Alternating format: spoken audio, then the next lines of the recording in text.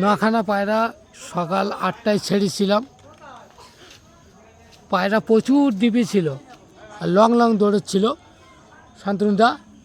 এখন পায়রা নিচে চলে এসছে।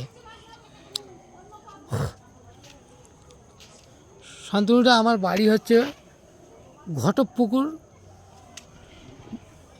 আর গ্রামের নাম হচ্ছে চালতাবেড়িয়া। শান্তনুদা, সত্যি বলতে তোমার শেখানো কয়েকটা জিনিসের আমার প্রচণ্ড কাজে লেগে গেছে।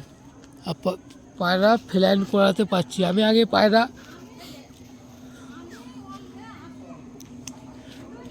4 ঘন্টার বেশি আমি ওড়াতে পারছিলাম না। একটু খাটাখাটনি করার পরে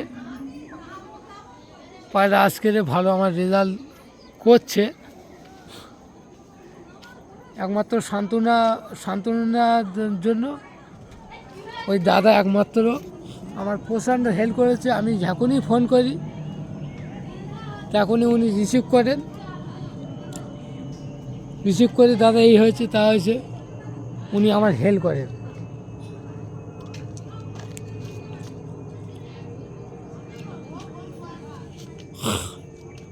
নখানা পায়রা চলছে, নখানা। এটা আমার তাওয়া আছে পুরো এরিয়াটা গাছ, পুরো গাছ ভর্তি। তার মিডিলে আমার বাড়ি, বড় বড় গাছ আছে, সেখান থেকে আমার পায়রাগুলো উঠছে।